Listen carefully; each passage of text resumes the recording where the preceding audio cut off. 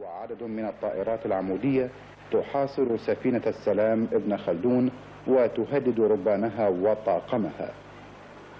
لم تجدي الاستفزازات الأمريكية نفعا، فبدأ القراصنة عملية إنزال من طائرات الهليكوبتر قدرت بفوج كوماندوز بكامل أسلحتهم وتجهيزاتهم.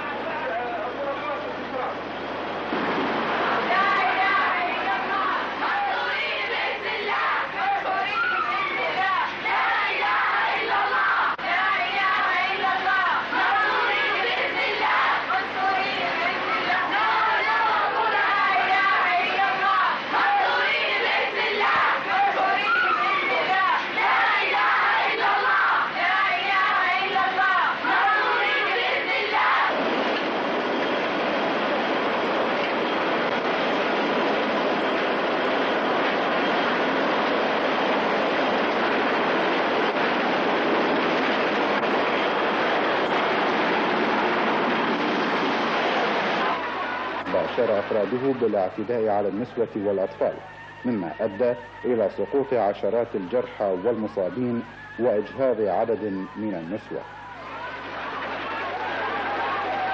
لم تذهب العملية الغادرة والجبانة الماجدات العربيات، فتصدينا للمجرمين وواجهنا القوة المهاجمة بما لديهن من وسائل، كما أطلقنا الهتافات بسقوط الهيمنة العنصرية والوحشية الأمريكية، كما هتف رسل السلام بحياة العراق وقائده المجاهد صدام حسين حفظه الله.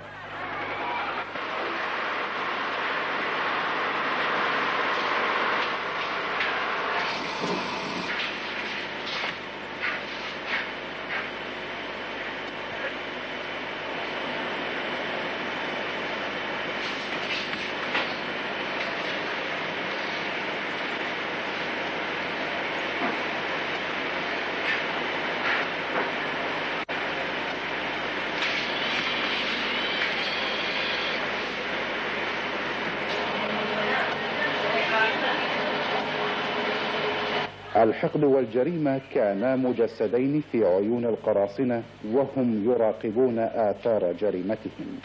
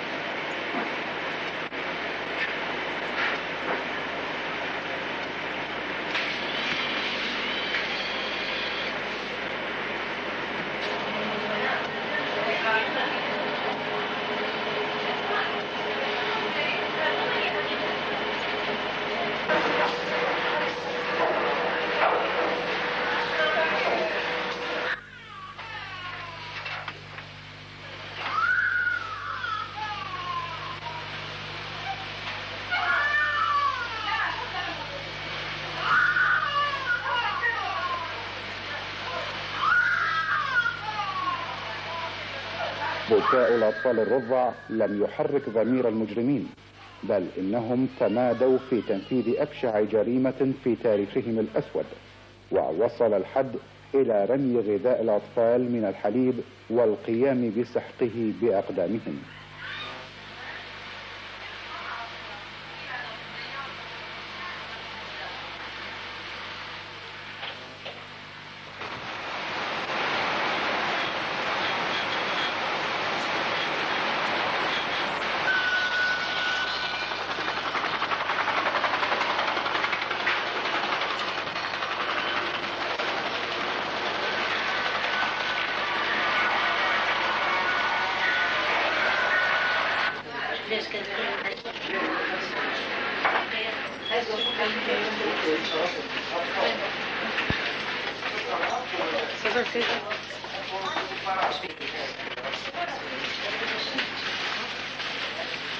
كل ممارسات القراصنة الأمريكان على ظهر سفينة السلام ابن خلدون كانت تستهدف النيل من معنويات رسل السلام من النسوة والأطفال، فكان الرد أغاني وأهازيج وطنية تعبر عن الأصالة القومية.